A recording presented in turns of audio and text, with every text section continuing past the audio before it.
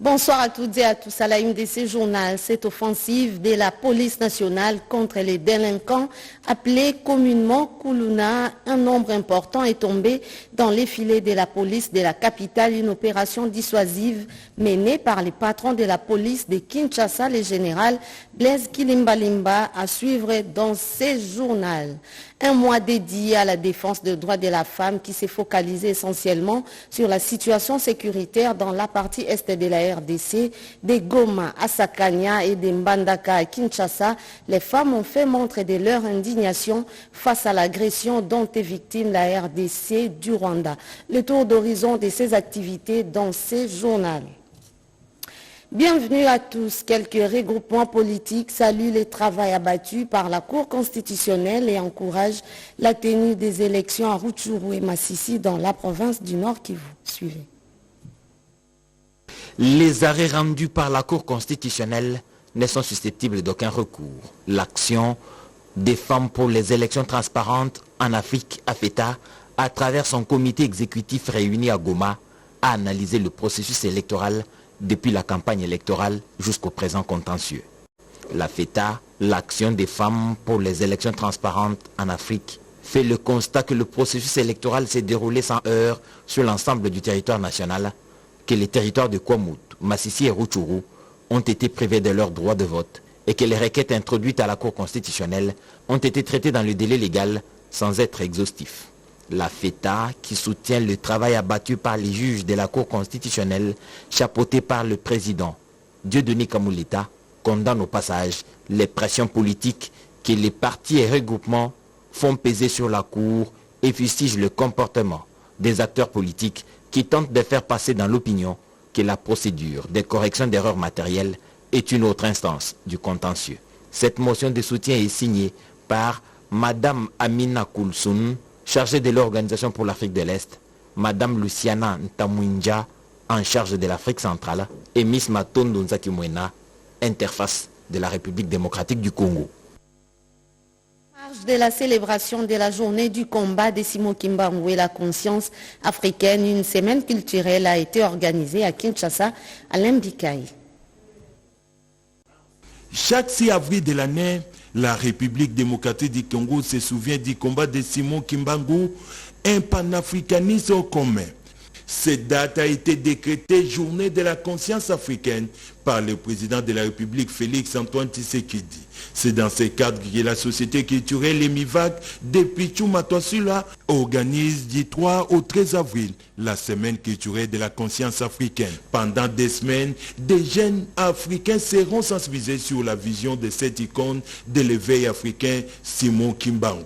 Pichou Matouassila, qu'entourait les chroniqueurs culturels de la RTNC, Timothée Wamouchala Kamba et la figure emblématique des théâtres en République démocratique du Congo, Jean-Jacques Tchipamba, a circoncis cet événement panafricain. La journée du 6 avril, que le président de la République a décrété sommet payé, est définie comme journée du combat de Simon Kimbangu et de la conscience africaine. Ça veut dire qu'il y a deux volets dans cette définition, dans cet énoncé. Alors, pourquoi on va seulement s'attarder sur Simon Kimbangu alors qu'il y a le volet qui nous concernerait un peu plus, qui est la conscience africaine? Parce que aujourd'hui et demain, justement, nous allons continuer à exploiter cette conscience africaine. Cet événement culturel africain s'exportera dans d'autres pays pour valoriser les combats de Simon Kimbangu qui s'est battu également pour l'émancipation de la femme. Le cas de sa femme, Maman Mouilou, qui a pérennisé sa vision pendant qu'il était en prison, en dit beaucoup. Infrastructures, 4 ponts sont en construction sur la route nationale numéro 5, axe Kamanyola-Ouvira, dans la province du Sud Kivu. Ces travaux sont exécutés par l'Office des routes, comme l'attestait bien ces reportages commentés par Joël Makela-Kota. L'Office des routes met son expertise dans la construction de 4 ponts sur la route nationale numéro 5, dans la province du Sud Kivu, dans son tronçon compris entre Kamanyola et Ouvira. Il s'agit des ponts Kakenge, Sanga, Kavuguvubu et Bikamba. Ces travaux sont financés par le gouvernement central à travers le Fonds national d'entretien routier. Ces travaux ont été lancés par le directeur provincial intérimaire de l'office de route, Alain Mugango. Ces travaux seront exécutés de la manière ci-après. Pour le pont 4TV, il va s'agir de construire un pont en béton armé qui sera sous-remblé. Pour le pont Sangue, il y aura la construction de filets en béton armé, mais également après la construction suivra les travaux de montage et lancement. Ces ponts vont réduire les difficultés des usagers de la route nationale numéro 5. Cet ouvrage est la seule voie qui relie la République démocratique du Congo à la République du Burundi. À l'interne, les provinces du Maniema, Tanganyika, en passant par le pont de Kalundu. Le directeur provincial a outre exprimé sa gratitude envers le numéro 1 de l'office de route, Janoki Kangalangoy, pour la matérialisation de ce projet qui entre dans le cadre de la vision du chef de l'État, Félix Antoine Tshisekedi Tshilombo. D'autres travaux sont exécutés par l'Office de voirie et drainage OVD, nous dit Tété Bongunja. À chaque tombée d'une goutte d'eau de pluie, le quartier Kimbwala est souvent dans les eaux avec des inondations. Pour une solution efficace face à ces calvaires, la population de ces quartiers a invité le bourgmestre de la commune de Mongafula, Séverin Lumbu Malamba, qui s'est fait accompagner du député provincial Aubin, ainsi que de techniciens de l'OVD pour une étude de faisabilité avant le lancement des travaux de construction d'un collecteur d'évacuation facile des eaux de pluie. C'est de cette manière que la population de ces coins pense retrouver la vie sauve. La raison, c'est l'appel de la communauté. Je pense que nous avions déjà été ici, sur ces sites, pour voir les inondations fréquentes de différentes pluies. Et nous avions mis la communauté autour d'une table pour trouver des solutions. Et voilà, la communauté elle-même a acheté les sables, la caillasse, le barre de fer de briques. Et nous a appelé pour commencer les travaux. Nous nous avons dit qu'il fallait l'expertise de l'OVD. Et voilà, nous sommes venus avec les ingénieurs de l'OVD pour voir la faisabilité. Le porte-parole de la population de Kinshasa, l'élu de Mongafula Aubin, a promis son accompagnement dans la réalisation de ces travaux. Chacun de nous, s'il apporte un peu de ce qu'il peut avoir, ça peut déjà constituer une bonne base afin que l'État, à travers notre premier citoyen, mobilise encore davantage pour que les travaux se fassent le plus tôt que possible. Pour l'ingénieur technicien de l'OVD, des travaux ne pourront débuter qu'après l'approbation des autorités à la suite du rapport technique qui leur sera transmis. L'élite scientifique de l'UDPS s'intéresse aux secteurs vitaux du pays. Les sujets sur la promotion de la santé dans l'amélioration des conditions de vie est au cœur de la dernière matinée scientifique. Alain Bikaï nous dit un peu plus. À marge de la célébration du mois dédié aux femmes, les corps de l'élite scientifique de l'UDPS a choisi une femme pour aborder une question de la santé publique en République démocratique du Congo. Il s'agit de l'importance de la promotion de la santé mentale dans l'amélioration des conditions de vie en République démocratique du Congo. D'emblée, le professeur Marie-Thérèse Sombo Ayan Safi de la faculté de médecine de l'université de Kinshasa a fait la distinction entre la santé mentale qui n'est pas à confondre avec la maladie mentale. S'appuyant sur définition de l'OMS qui définit la santé mentale comme un état de bien-être dans lequel une personne peut se réaliser, surmonter les tensions normales de la vie, accomplir un travail productif et contribuer à la vie de sa communauté. Ce cadre de l'UDPS précise que toute personne incapable de contribuer au développement de son pays n'a pas une bonne santé mentale. Pour ce faire, elle propose au pouvoir public de prendre des mesures qui visent à maximiser le bien-être des individus et des collectivités. Et il est question que nos gouvernants sachent que les conditions dans lesquelles nous évoluons peuvent déterminer des troubles mentaux et voire même des maladies mentales. Les coordonnateurs scientifiques adjoints de cette structure de l'UDPS, professeur Jean-Marie Béa, se penche déjà sur la deuxième conférence sur le développement de la RDC. Ces conditions sociales ne peuvent être résolues que par la création des richesses qui se font dans les industries, par les emplois que les gens peuvent avoir, par l'amélioration de l'environnement, par la qualité de la justice que nous avons. Tous ces éléments contribuent à l'amélioration des conditions sociale. La science au service du peuple reste le cheval de bataille du corps de l'élite scientifique de l'IDPS. Ouvrons ces chapitres consacrés au mois de la femme avec les femmes magistrates qui ont clôturé le mois consacré au combat de la femme, cérémonie de clôture présidée par le procureur général près les parquets des grandes instances Kinshasa Matete. Anastasie Doumbou. Mois de mars, mois dédié à la femme avec des intenses activités, conférences, débats et autres organisés pendant un mois. Au parquet des grandes instances de Matete, les femmes juristes de leur côté ont rehaussé de leur présence à cette cérémonie de la clôture du mois de la femme lors d'une rencontre autour du procureur de la République près le tribunal des grandes instances de Matete pour conscientiser les nouvelles femmes magistrats nommées. À prendre conscience dans la responsabilité leur a été confiée et la confiance que leur confie les magistrats suprêmes de la République Félix-Antoine Tshisekedi Tshilombo qui veut faire de la magistrature une arme pour faire de la RDC une véritable justice, car dit-on, la justice élève une nation. Le thème, aussi bien national qu'international, prévoit d'accroître dans la femme, d'investir dans la femme pour assurer le progrès. C'est une vérité irréfragable parce qu'elles ont du potentiel. Il est juste question pour elles de se mettre debout avec ce que les pouvoirs publics vont intégrer pour leur représentation, que ce pays puisse aller de l'avant, que ce monde puisse aller de l'avant, parce que négliger la donne femme, c'est rater l'essentiel. Ces collectifs de magistrats déterminés à se mettre debout pour faire face au monde à quoi elles sont capables. Les femmes veuves de la ville de Kinshasa ont été outillées sur la valeur de la femme veuve et sa considération au sein de la famille. Encore une fois, Anastasie Doumbou pour les reportages. La participation des femmes aux échéances électorales progresse en RDC, bien que le taux demeure encore faible. Le réseau d'éducation civique au Congo RESIC, qui a accompagné certaines candidates à travers des séances de coaching durant ces épreuves, organise ces jours ces cafés citoyens pour faire une évaluation post-électorale. Au niveau législatif, 27% de femmes étaient sur la ligne des courses contre 28% au niveau provincial. Une nette progression contrairement aux élections précédentes pour le RESIC. Il y a eu progression.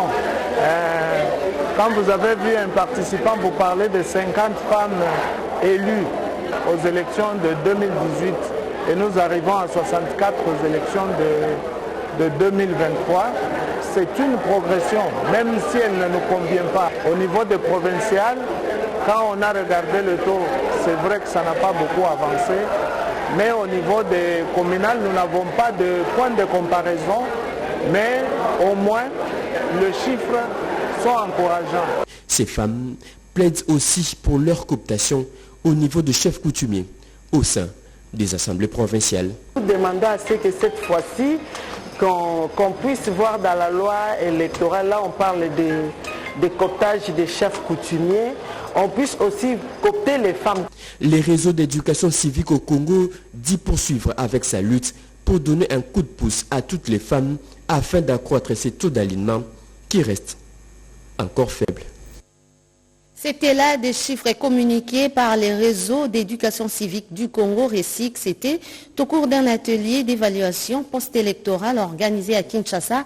Plusieurs femmes candidates aux élections 2023 étaient présentes. Je vous propose à présent les activités des femmes veuves de Kinshasa. Suivez. Les femmes veuves des 4 districts de la ville-province Kinshasa étaient conviées à une rencontre de sensibilisation et d'information dans le cadre de la cérémonie de clôture du mois de mars, mois dédié à la femme, sur le thème « Cris des délaissés ».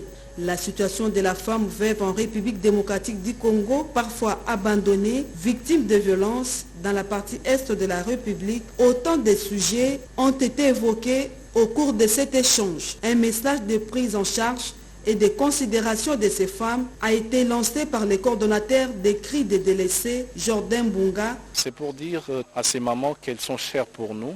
Nous pensons également à nos mamans de l'Est qui souffrent maintenant des guerres et violences sexuelles. En tout cas, ce sont elles qui sont vraiment les victimes et qu'ils soient vraiment sûrs que Dieu est au contrôle de toute situation. C'était important pour nous de les appeler et pour que nous puissions partager ne serait-ce que le peu que le Seigneur nous avait donné. Et nous disons un grand merci au chef de l'État pour cet effort qu'il ne cesse de fournir pour maintenir la paix dans cette partie de l'Est de notre pays. Force à notre armée, la FARDC. Un geste de non-vivre, babouches, pannes et autres biens ont été offerts à ces pauvres femmes, une façon de leur donner sourire à sanctionner cette manifestation.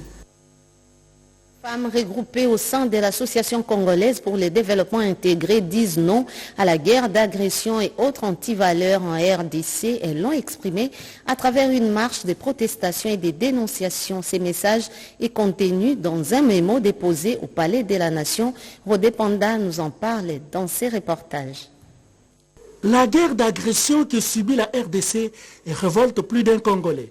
L'Association des femmes congolaises pour le développement et l'intégrité, AFCDI, en a marre. Trop c'est trop, pense-t-elle, dans le cadre de la clôture du mois de mars dédié aux droits de la femme, en compassion avec plusieurs victimes, femmes, enfants et jeunes, expriment leur mécontentement et dénoncent cette barbarie. Elles en appellent à l'engagement du chef de l'État Félix-Antoine Tshisekedi Tshilombo avec tous les moyens nécessaires et stratégies pour éradiquer cette insécurité. Les mamans, nous mettons la main dans la pâte, car l'affaire du Congo nous concerne. Je sais que vous en êtes capables de changer ces pays.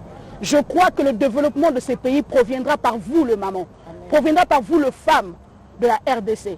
Je crois en vous. Nous refusons la guerre à l'Est. Nous refusons le Koulouna dans notre pays. C'est la femme qui éduque. Le président, vous pouvez compter sur nous, que nous pouvons éduquer nos enfants, que nous mettons au monde. Nous pouvons le réencadrer. Nous pouvons le former pour qu'il revienne à la ligne. Nous sommes derrière vous. Et nous voulons travailler pour que le Congo aille de l'avant.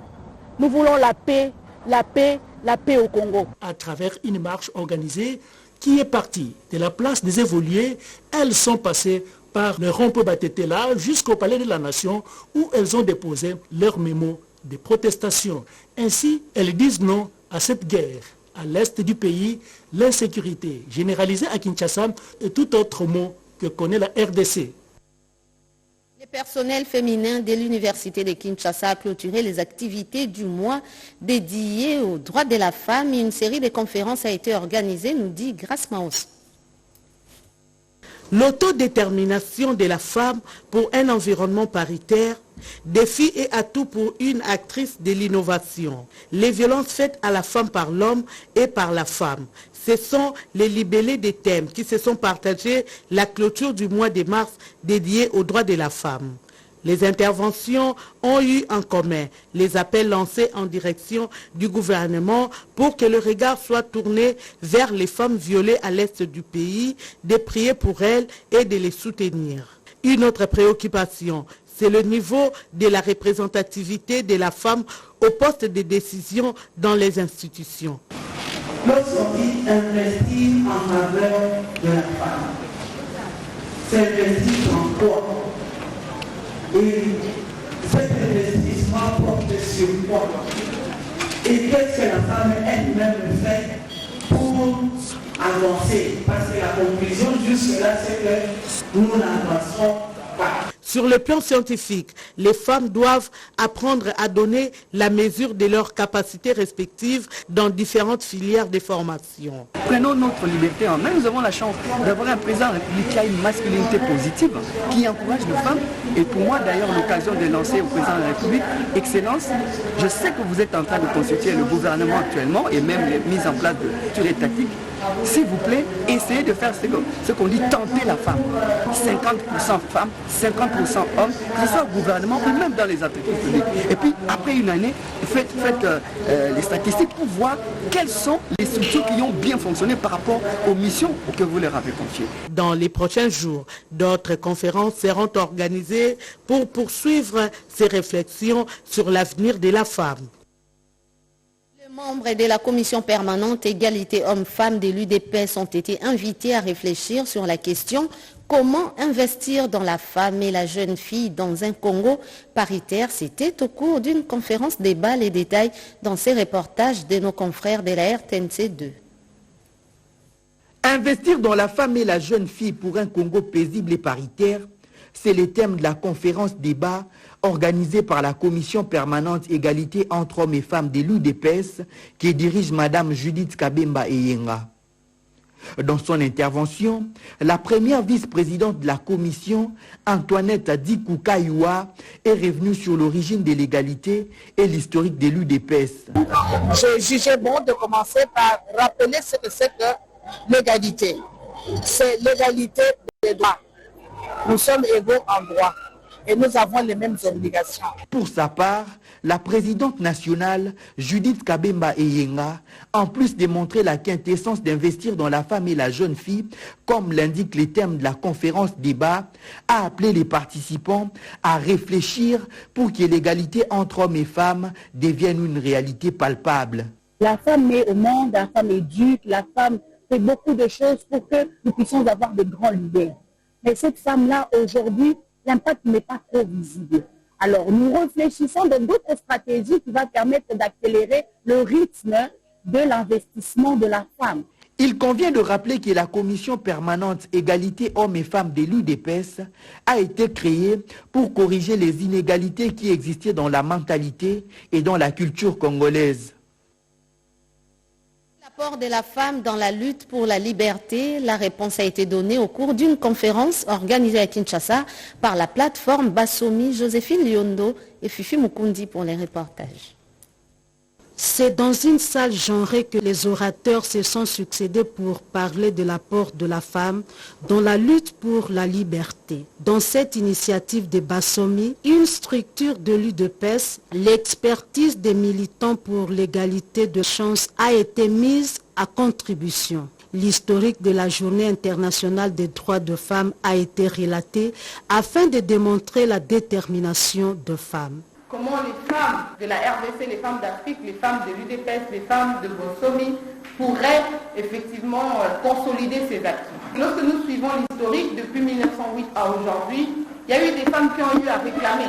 Et si elles ont eu à réclamer, c'est parce qu'elles se sont vues être victimes des privations de leur liberté, victimes de privations de leurs droits. Aujourd'hui, on peut observer en République démocratique du Congo, nous avons de ministres femmes. Pour Gérard Kaja, le coordonnateur de ces mouvements de l'UDPS, le débat autour des questions liées au genre reste d'actualité car l'homme et la femme sont appelés à travailler dans tous les domaines. Le rôle que devraient jouer les hommes et les femmes dans une société qui se fait un peu en mutation. Nous avons compris que le besoin est important, le rôle de la femme dans la société traditionnelle et surtout que la femme a toujours été au premier plan dans notre communauté africaine. À l'issue de cette conférence, les Bassomi entendent de travailler pour l'égalité de chances entre l'homme et la femme. 10 lauréates de la première édition du trophée Maman Molende seront primés à Guémena, province du Sud-Ubangi. Les premiers vice-présidents du Sénat, Sangoumate Mongonde Mossai, a encouragé ces femmes à plus d'engagement pour une société juste. Robert Ndaï Chinsese nous en parle dans ses reportages. La clôture du mois de la femme coïncide avec la remise du trophée de l'excellence Maman Molende qui symbolise le combat de la femme et la reconnaissance envers ces femmes exceptionnelles dont la contribution à la paix et à la transformation de la société n'est plus à démontrer. Pour le président du Sénat, honorable Sangoumate Mongonde Mossai, en clôturant le mois de la femme, c'est aussi une occasion de penser à celle de l'Est de la République démocratique du Congo qui souffre à cause de la guerre injuste et barbare imposée par le Rwanda. Par ce geste, nous ne manquons pas de célébrer et soutenir l'impact positif des femmes de notre nation, bien plus encore de nos mères et sœurs de l'Est du pays qui passent par des épreuves difficiles suite à la guerre qui nous est infligée par le Rwanda. Puissiez-vous vous reconnaître au travers de vos sœurs que nous élevons à ce jour. Mon souhait est que cette journée marquant la clôture du mois de la femme soit une célébration de vos actions empreintes de courage pour changer le cours de l'histoire de notre nation, nous continuerons à œuvrer pour un avenir meilleur où chaque femme et chaque fille joueront pleinement leur rôle dans une société plus juste. Aux femmes du Sud Ubangui, en particulier et en général celles de l'Équateur, la clôture des activités du mois de la femme et la remise de la première édition du trophée Maman Molende doivent inspirer toute une génération et surtout le combat du président de la République pour l'émergence de la femme. Je ne pourrais pas terminer ces mots sans adresser mes hommages les plus déférents à son Excellence Félix Antoine Tshisekedi Tshilombo, président de la République et chef de l'État, champion de la masculinité positive pour son engagement inébranlable en faveur de la promotion du genre.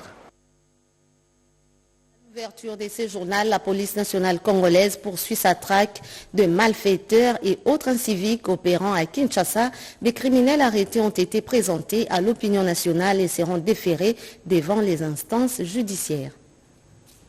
Joli coup de filet pour la police nationale congolaise. Un groupe de bandits et criminels qui s'aimaient la terreur et désolation dans la commune de Mongafula, mis hors d'état de nuire. Ces bandits à main armée ont été présentés officiellement lors d'une parade policière organisée par les commissaires divisionnaires Blaise Kilimbalimba, commissaire provincial de la police nationale congolaise, ville de Kinshasa. Ces criminels sont certains de la commune de Selembao et d'autres de la commune de Makala qui viennent troubler la quiétude de paisibles citoyens de la commune de Mongafula dans sa partie terre jaune et en vrac. Le commissaire provincial Blaise Kilimbalimba a promis des sanctions sévères et sera sans pitié.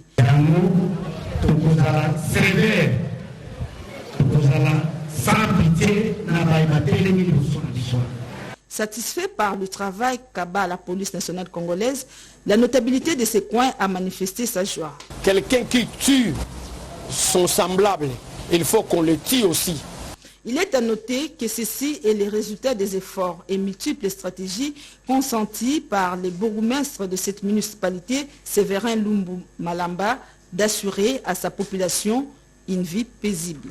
Nous constatons ces derniers temps, il y a recrudescence de Kuluna. Et nous ne pouvons pas rester bras croisés, c'est pourquoi nous sommes venus sur place, nous enquérir de la situation, écouter toutes les bouches et afin de trouver des solutions ensemble pour que la paix règne. Le général Blaise. Les humoristes congolais viennent de signer un partenariat avec l'entreprise CCL en première ligne, l'humoriste Herman Amissi. C'est pour promouvoir la culture humoriste en République démocratique du Congo. L'influence internationale, Herman Amissi, humoriste d'origine congolaise, vient de signer un contrat de partenariat dans le secteur de management, business, avec CCI Saba Balar. Ce contrat permettra à sceller une nouvelle aventure qui va redynamiser et redorer les marchés des jeux internationaux. Pour l'acteur Saba Balar, il est primordial de gagner la confiance des joueurs en leur présentant ce jeu dont les chances sont égales. Quand on est arrivé au fait sur la discussion de ces contrats et entrer dans le vif au fait du marché de ce que propose l'entreprise avec son produit Sababalar, avec l'équipe on a réfléchi, on s'est dit que c'était quelque chose de très bien et qu'on pourrait ensemble travailler ensemble et y apporter notre savoir, c'est-à-dire en créant des concepts avec bonne humeur et que les gens se permettent de venir, non seulement jouer avec bonne humeur, parce que c'est un jeu, mais aussi leur permettre d'être des millionnaires. C'est au cours de la conférence de presse que Saba Balar s'est engagé à amener des actions de proximité à travers les provinces de la République en association avec Herman Amissi qui est au top d'influence en République démocratique du Congo et en Afrique. Des nouveaux bâtiments sont en construction et d'autres en réhabilitation dans différents sites universitaires. La coordination des étudiants de l'Institut supérieur pédagogique et technique de Kinshasa est descendue sur les lieux pour inspection. L'innovation et la modernisation des infrastructures de l'Institut supérieur pédagogique et technique de Kinshasa, ISPT Kinshasa, c'est un motif de joie pour la communauté estudiantine de cet établissement d'enseignement supérieur dans les sciences et techniques. Sous la conduite de leur président, ces étudiants ont organisé ce vendredi une ronde sur les différents chantiers en cours de construction et de réhabilitation. Ceci dans le but de se rendre compte du travail réalisé par le comité de gestion avec le professeur Albert Kabasele Yenga Yenga. Une occasion pour le président de la coordination estudiantine de l'ISPT Kinshasa d'inviter non seulement les étudiants à l'unité, mais aussi au personnel de cet alma mater ainsi qu'aux anciens de cette institution à soutenir l'élan de la rénovation entreprise par l'actuel comité de gestion. On était là aujourd'hui avec les représentants de chaque promotion pour cette consultation estudiantine. L'objectif, c'est d'abord la solidarité et la cohésion estudiantine. Vous savez, à un moment donné, l'ISPT passait par des moments de troubles. Nous nous sommes dit que nous devons avec les amis nous réunir pour échanger et faire en sorte que cette unité et la cohésion règnent au sein de cette communauté estudiantine. Selon le président des étudiants de l'ISPTK, il faut un cadre adéquat pour une bonne formation. Le développement de la RDC, c'est aussi disposer des hommes et des femmes de métiers, surtout le technicien qualifié dans tous les domaines. À la Direction générale des recettes de Kinshasa, une matinée de sensibilisation a été organisée avec comme thème l'échéance des mars pour les paiements des impôts fonciers, une initiative de son directeur général Michel Moussaka-Mayenkal Rodépanda. Depuis son avènement à la tête de la Direction générale des recettes de Kinshasa, DGK, le DG Michel Moussaka-Mayenkal affiche la détermination d'amener la population quinoise à l'adhésion massive à la culture fiscale à travers une série de campagnes de sensibilisation sur le civisme fiscal avec paiement des impôts fonciers et impôts à revenus locatifs. Ce mercredi 27 mars, Michel Moussaka a tenu une matinée fiscale sur les impôts provinciaux et locaux, les taxes et redevances, la vulgarisation des textes légaux et réglementaires. C'était devant la population de Tchangou réunie à la paroisse Santu Maria Mama Wabosawa de Mikondo dans la commune de Kimbantseke. 4 points enregistrés dans sa communication, notamment la procédure de perception des impôts et taxes, la grande échéance de février 2024 prorogée au 31 mars par arrêté du gouverneur de la ville, y compris les taux de l'impôt sur le revenu locatif provenant des indemnités de logement des rémunérés de la ville de Kinshasa. Son brillant exposé a suscité de l'intérêt à l'assistance à travers le jeu de questions-réponses. Nous voulons que la population de Tchangou soit aussi bien informée. Surtout que vous êtes déjà informé que nous avons autant de parcelles à Tchangou, à Mikondo, à Madougou. Nous avons parlé de l'impôt foncier. Nous avons parlé de l'impôt sur les véhicules. Il suffit de nous conformer. Et maintenant, pour ce qui concerne l'impôt sur les revenus locatifs, il y a dans cet impôt ce que nous appelons la retenue sur loyer. Ça dépend du contrat que vous avez à signer. Les explications supplémentaires ont éclairé davantage les intelligences. Après Mama Wabosawa, le DG de la DGK a posé une virgule à l'école des jésuites de Kinzambi, située au quartier Mikondo, où il a communiqué aux élèves les prérequis sur la fiscalité et paiement des impôts. Une façon de les initier déjà dès le bas âge à des notions sur l'impôt. Le patron de la régie financière de Kinshasa, Michel Moussaka, a clôturé la journée par un escale effectué sur la 13e rue Limité pour constater la tentative de spoliation dont leur parcelle est victime.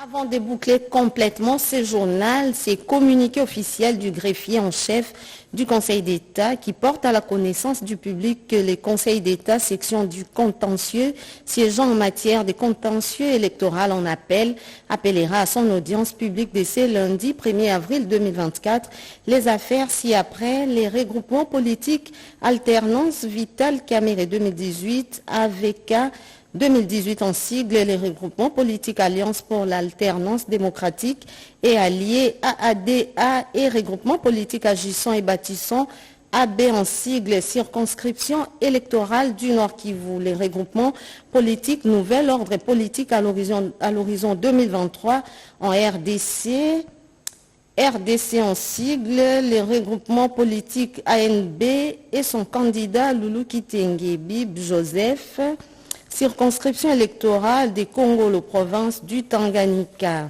Les regroupements politiques ACPA en sigle, les regroupements politiques AFDCA, circonscription électorale des Bolo-Bo Maïndombe, fait à Kinshasa le 29 mars 2024, les greffiers en chef Jules Mathieu et Katou Limbele. C'est la fin de ce journal de Robert Ndaïchi, sincère, réalisé par André Njeka et Patrick Bapouila. Henri Alimassier et Joël Piangouete à la technique, sous la supervision de Joseph Oscar.